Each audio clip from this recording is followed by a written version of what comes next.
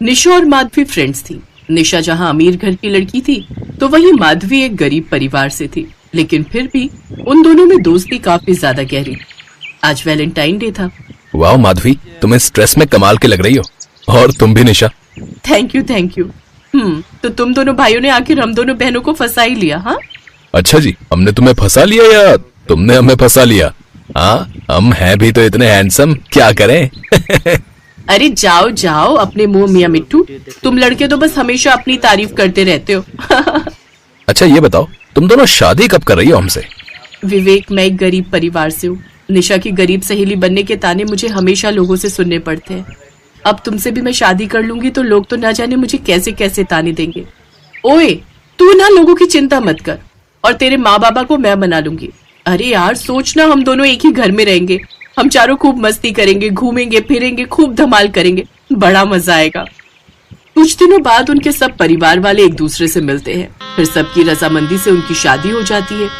दोनों सहेलियां देवरानी जेठानी बनकर एक ससुराल में आ जाती हैं। शादी के 4 महीने बाद दोनों सहेलियां खुशी से रहती थी, साथ में अपनी सास का भी खूब ख्याल रखती थी और एक दूसरे से हर बात शेयर करती।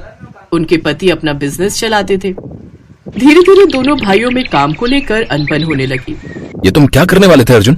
आज हमारे हाथ से इतनी बड़ी डील चली जाती तो हमारी कंपनी पूरी तरह बर्बाद हो जाती। कुछ भी मत बोलिए भैया, मैंने बहुत सोच समझकर ये प्लान तैयार किया था और ये हमारी कंपनी के लिए एकदम परफेक्ट था। आपकी वजह से आज इतना बड़ा प्रोजेक्ट रुक गया। ऐसा कुछ नहीं है अर्जुन, कंपनी का प्रॉफिट और लॉस मुझे भी समझ में आता है और तेरा आइडिया बिल्कुल बकवास था। ऐसे तो हमारी कंपनी डूबी जाती, इसलिए मुझे अपना आइडिया सामने रखना पड़ा। रहने दो भैया, मेरा मुंह मत खुलवाओ। मैं कब से देख रहा हूँ, जब से आप कंपनी संभाल रहे हो आप अपनी ही चलाते हो। आप मुझे कभी आगे आने ही नहीं देते, चाहे फिर वो घर के फैसले लेने की बात हो या कंपनी की। लेकिन बस अब और नहीं, अब मुझे बंटवारा चाहिए। ये तू क्या बोल रहा है अर्जुन? कुछ भी मत बोल। कुछ नहीं, मैंने एक बार कह दिया ना बंटवारा चाहिए तो मतलब चाहिए। और कहानी देखने के लिए मैं चैनल को सब्सक्राइब। दोनों के गुस्से से लाल मुंह देख उनकी माँ जानकी उनसे इसकी वजह पूछती है। क्या हुआ तुम्हें? तुम दोनों का मुंह क्यों फुला हुआ है? माँ, हम दोनों भाइयों को बंटवारा चाहिए। क्या तुम दोनों को बंटवारा चाहिए? तुम दोनों का दिमाग तो खराब नहीं हो गया? अरे तुम दोनों की पत्नियां 4 महीने से गर्भवती हैं और ऐसी हालत में अब तुम्हें बंटवारा चाहिए? मैंने कह दिया ना माँ, मुझे बंटवारा चाहिए मतलब चाहिए। ठीक है माँ, इसे यही सही लगता है तो दे दीजिए इसे बंटवारा। अब से ये दोनों ऊपर के फ्लोर पर रहेंगे और हम नीचे के फ्लोर पर, और आप हमारे साथ ही रहेंगी नीचे, क्योंकि आप बार बार सीढ़ियां चढ़ उतर नहीं सकती। हाँ माँ जी, आपको जो भी खाना होगा मुझे बता देना, मैं बना दूंगी। और मैं पेट से हूँ तो आप मुझे कैसे ध्यान रखना है, क्या खाना है ये भी बता देना। हाँ तो क्या हो गया, गर्भवती तो मैं भी हूँ, माँ जी की जरूरत तो मुझे भी है। और माँ जी आप मेरे साथ ऊपर वाले फ्लोर पर रहेंगी ना, तो मैं मसाजर से आपके घुटनों और पैरों की मसाज भी कर दूंगी। लेकिन आपकी इस गरीब बहू के पास तो कुछ भी नहीं है। कोई बात नहीं माँ जी, मेरे हाथ तो है, मैं हाथों से ही आपके पैरों को दबा दूंगी। अरे बस करो तुम दोनों, इन दोनों भाइयों ने बंटवारा क्या किया? तुम दोनों बेस्ट फ्रेंड्स बनी फिरती थी, अब तुम दोनों भी शुरू हो गई। ठीक है, लगता है तुम सब यही चाहते हो तो फिर ठीक है। अब से अमीर वाली बहू यानी निशा ऊपर रहेगी और गरीब वाली जेठानी नीचे। उन दोनों के इस झगड़े में सास खुद ही पिस जाती है। एक रोज, माँ जी ये लीजिए चाय। इतनी काली चाय बहू? माफ करना माँ जी, वो घर में दूध खत्म हो गया है और ये आज मुझे दुकान से दूध देकर जाना भूल गए और मेरे पास पैसे भी नहीं दिए। तभी छोटी बहू निशा ऊपर से आवाज लगाती है, अरे माँ जी आप ऊपर आ जाइए, मैंने आपके लिए बढ़िया सा मैंगो शेक बनाया है, जल्दी आ जाइए। बहू ये चाय पीने की इच्छा नहीं हो रही, मैं थोड़ी देर छोटी बहू का हालचाल पूछ कर आती हूँ। माधवी जानती थी कि उसकी सास ऊपर क्यों गई है। मैंगो शेक पीने का मन तो माधवी का भी था, लेकिन वो जानती थी कि उसके पति की आमदनी आजकल कुछ खास नहीं हो पा रही, इसलिए वो अपना मन मार कर रह जाती है। ऐसे ही एक रोज सास का जन्मदिन आता है। सुनिए, कल माँ जी का जन्मदिन है तो मैं सोच रही थी कि क्यों ना हम उनकी पसंद का कुछ खाना बनाएं, उन्हें अच्छा लगेगा। मेरे पास कुछ पैसे रखे हैं, मैं उन्हीं से माँ जी के लिए कुछ पकवान बना दूंगी। ठीक है माधवी, लेकिन तुम इस हालत में इतना कुछ कैसे बनाओगी? कोई बात नहीं जी, मैं कर लूंगी, आप बस मुझे थोड़ा सामान ला कर दे देना। ऊपर अमीर देवरानी भी सास के जन्मदिन की तैयारी कर रही होती है। अगले दिन निशा कमरे को अच्छे से डेकोरेट कर देती है और बाहर से खाना और केक ऑर्डर कर देती है। तो वहीं गरीब बहू सास की पसंद का खाना जैसे छोले, आलू, पूरी, रायता बना लेती है और मीठे में हलवा बनाकर तैयार कर लेती है। फिर बड़ी बहू और बेटा अपनी माँ का आशीर्वाद लेकर उन्हें जन्मदिन की बधाई देते हैं। आपको जन्मदिन की ढेरों बधाई हो माँ। जन्मदिन मुबारक हो माँ जी। बहुत बहुत शुक्रिया बच्चों, सदा खुश रहो। ऊपर से अमीर बहू ये सब देखकर जल रही होती है, फिर अर्जुन को वो अपनी माँ को लाने नीचे भेज देती है।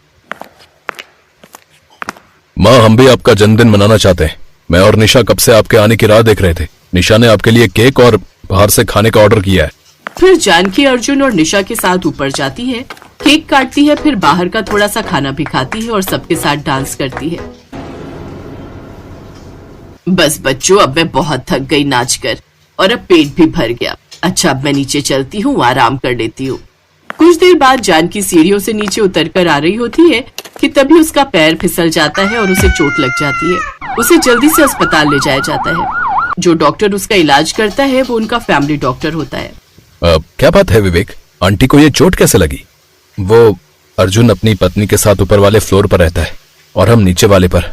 माँ जी का जन्मदिन था तो हम दोनों ने उनके लिए पार्टी रखी थी। वो ऊपर नीचे कर रही थी और इसी में फिसल गई।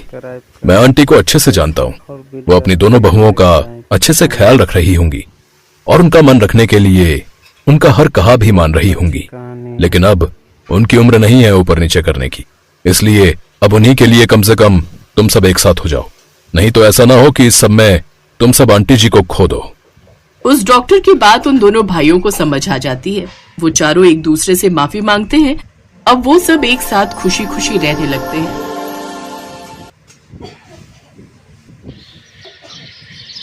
सलोनी एक अमीर घर की लड़की थी। रोहित और उसकी लव मैरिज थी। रोहित की फैमिली ठीक ठाक थी। रोहित के पापा रमेश कुमार एक बार काफी बीमार पड़ गए। उसके बाद से रोहित ने अपने पापा को काम करने के लिए मना कर दिया और छोटा भाई अभी पढ़ाई कर रहा था, इसलिए घर में कमाने वाला रोहित ही था। रोहित, ये क्या? तुमने मुझे सिर्फ 500 रुपए पकड़ाए हैं। तुम्हें पता भी है ब्यूटी पार्लर का खर्चा कितना है? कम से कम भी लगाओ तो 10,000 मुझे चाहिए।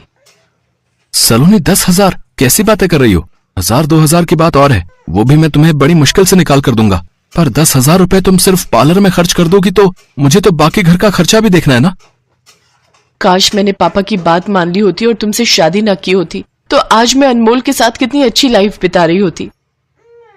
आखिर तुम्हारे मुंह पर वो बात आ ही गई ना। ये अनमोल एक पैसे वाले खानदान का लड़का है।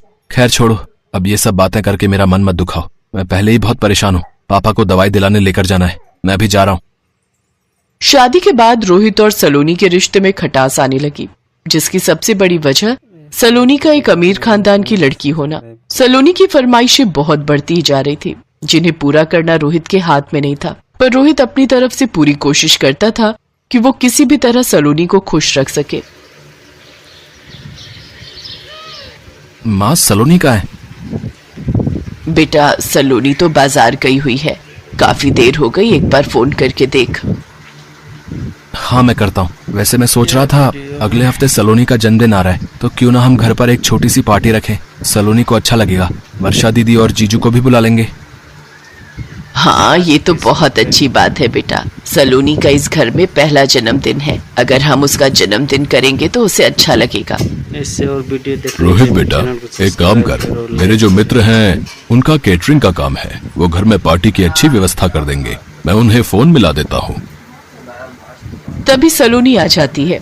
एक सेकंड पापा जी, बर्थडे मेरा है तो पार्टी की प्लेस और पार्टी की सारी अरेंजमेंट्स भी मैं ही डिसाइड करूंगी। ये आप जो कैटरिंग और घर में पार्टी का बोल रहे हैं, ये मेरे स्टेटस में नहीं है।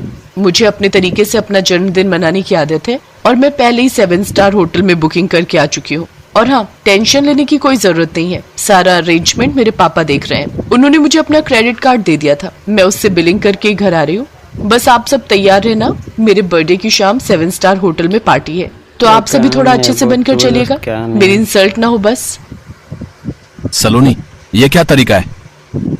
रोहित गुस्से में आने ही वाला था कि तभी उसकी माँ उसे रोक देती है। रोहित बेटा, आराम से, कोई बात नहीं। सलोनी का पहला जन्मदिन है, उसे अपने हिसाब से करने दे। हमारा बीच में बोलना ठीक नहीं। अगर वो चाहती है कि हम उसके जन्मदिन पर उसके साथ होटल जाएं, तो हम सब जरूर जाएंगे। आखिर वो इस घर की बहू है। रोहित बेटा, तुम्हारी माँ ठीक कह रही है। और फिर जन्मदिन मनाने से सलोनी की खुशी देखनी है कि वो किसमें खुश है। अब कहीं भी मनाओ, चाहे घर में या बाहर। माँ, मैं अभी आता हूँ। रोहित कमरे में जाता है और सलोनी पर गुस्सा होने लगता है। सलोनी, मैं कोशिश कर तो रहा हूँ कि तुम्हें हर तरह से खुश रखूं, पर तुम हो कि बीच में अपने घर वालों को ले आती हो। तुम्हें क्या जरूरत थी 7 स्टार होटल में इतनी बड़ी पार्टी रखने की? तुम मुझे कहती तो मैं तुम्हारे लिए किसी अच्छे रेस्टोरेंट में बुकिंग कर देता, पर तुम हमेशा अपनी अमीरी का रौब दिखाती हो। सलोनी, ये सब ठीक नहीं है। सब्सक्राइब करे और लाइक। अरे ठीक कैसे नहीं है? तुम जानते हो मेरे बर्थडे के लिए मेरे घर में सबको बहुत इंतजार रहता है। मेरी फ्रेंड्स, मेरे फैमिली मेंबर सब मेरा बर्थडे बहुत धूमधाम से मनाते हैं। एक तो मैंने तुम्हारे घर वालों की इज्जत बचाई है। सब मेरे से बर्थडे पार्टी के लिए कह रहे थे। अब मैं यहाँ छोटे से घर में तो किसी को बुला नहीं सकती थी, और तुम्हारे पापा की बात सुनकर तो मुझे वैसे ही हंसी आ रही है। पता नहीं कौन सी कैटरिंग की बात कर रहे हैं। बस अब मेरा मुंह मत खुलवाओ, और तुम लोगों को मैंने बोल दिया है मेरे बर्थडे वाले दिन शाम को अच्छे से रेडी हो जाना। इसके बाद मुझे इस बारे में कोई बात नहीं करनी। सलोनी के व्यवहार से रोहित और उसके माता पिता थोड़े दुखी थे, पर सलोनी अब उनके घर की बहू थी, इसलिए उन्होंने ज्यादा कुछ नहीं कहा। सलोनी अपनी ननद वर्षा और उसके पति को भी बर्थडे के लिए इनवाइट करती है। सब लोग खाने की टेबल पर बैठे हुए थे। रोहित, ये क्या? माँ जी ने शॉल ओढ़ रखी है। वो तो ऐसे कपड़े पहनकर आई है जैसे दिसंबर की ठंड हो। तुम्हें पता है गर्मी का मौसम है और ये शॉल ओढ़कर आ गई है। सलोनी, माँ को एसी में बैठने की आदत नहीं है, और यहाँ फुल एसी चल रहा है। माँ ज्यादा देर एसी में नहीं बैठ सकती, पर वो तुम्हारे लिए यहाँ आई है। अब यहाँ तो काफी समय लग जाएगा, और एसी में उनसे बैठा नहीं जाएगा, इसलिए मैंने ही उन्हें बोला था कि वो कोई शॉल रख ले। इसमें हर्जी क्या है? सलोनी बेटा, जरा इधर आना। आई पापा। सलोनी बेटा, केक कट चुका है। अपने ससुराल वालों की पसंद का क्या ऑर्डर करना है वो पूछ लो।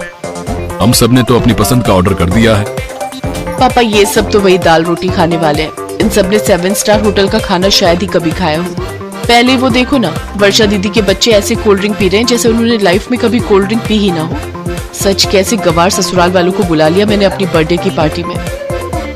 तभी वर्षा वहाँ से गुजरते हुए सलोनी की बात सुन लेती है, और वो अपने दोनों बच्चों को समझाकर बैठा देती है। रोहित के मम्मी पापा ज्यादा हैवी खाना नहीं खाते थे, तो उन्होंने दाल और चपाती ही खाई। रोहित का मन थोड़ा खराब था, और वर्षा भी सलोनी की बातें सुन चुकी थी, पर सलोनी के बर्थडे की वजह से कोई कुछ बोल नहीं रहा था। कुछ देर बाद उसे उसके दोस्त दोबारा डांस के लिए बुलाने लगते हैं। सलोनी, आ ना यार, थोड़ा और डांस करते हैं। तेरा बर्थडे है, कितना मजा आ रहा है यार। यार बहुत थक गई हूँ, इतनी देर तो तुम लोग के साथ डांस किया है। अच्छा ठीक है, चलो। सलोनी जैसे ही दोबारा डांस के लिए उठने लगती है, अचानक चेयर के कोने से उसकी ड्रेस फंस जाती है और पीछे से पूरी फट जाती है। सलोनी एकदम से बैठ जाती है। अब यार, मेरे ना पैर में एकदम दर्द हो गया है। एक काम करो, तुम लोग करो डांस, मैं अभी आती हूँ। सलोनी बेटा, मैं जरा तुम्हारे पापा के साथ रिसेप्शन पर होकर आती हूँ। तुम्हें काम तो नहीं है ना? नो मॉम, मैं ठीक हूँ, आप हो आओ। काफी देर तक सलोनी चेयर से जब नहीं उठी तो रोहित परेशान हो गया। क्या बात है सलोनी, तुम इतनी परेशान क्यों हो रही हो? मुझसे तो कह सकती हो। रोहित, मेरी ड्रेस पीछे से फट गई है, और वो इतनी ज्यादा फटी है कि मैं उठ भी नहीं सकती। अब सबसे मैं क्या कहूँ कि मैं क्यों नहीं खड़ी हो सकती? बहुत देर से सब मुझे बुला रहे हैं, मुझे कुछ समझ नहीं आ रहा मैं क्या करूँ। रोहित अपनी माँ और बहन से इस बारे में बात करता है। वो लोग सलोनी के पास जाती हैं। सलोनी बेटा, तुम चिंता मत करो, ये लो तुम मेरी शॉल ओढ़ लो, तुम आराम से खड़ी हो सकती हो। रुको, मेरे पास ये केशवी का रबर बैंड है, मैं इस शॉल को थोड़ा स्टाइल में तुम्हें पहना देती हूँ। आजकल रील में आता है ना अलग अलग तरीके से शॉल को पहनना, मैं उसी स्कार्फ के स्टाइल में तुम्हें पहना देती हूँ। वर्षा सलोनी को स्कार्फ की तरह शॉल पहना देती है। सब लोग सलोनी को इस नए लुक में देखकर उसकी बहुत तारीफ करते हैं। किसी को ये पता नहीं था कि सलोनी ने आखिर इस स्कार्फ की तरह शॉल क्यों पहना है। अरे वाह सलोनी, ये शॉल का स्टाइल तो बहुत ब्यूटीफुल लग रहा है।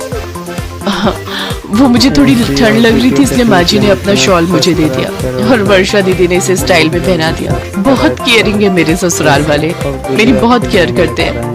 आई एम वेरी लकी कि मुझे इतनी अच्छी ससुराल मिली है। थैंक यू माँ जी, थैंक यू दीदी। सलोनी समझ चुकी थी कि वो घमंड में आकर अपने कितने अच्छे ससुराल वालों का मन दुखा रही थी। सलोनी अपने व्यवहार को बदलती है, और उस दिन से वो अपने ससुराल वालों को बेहद प्यार और सम्मान देने लगती है।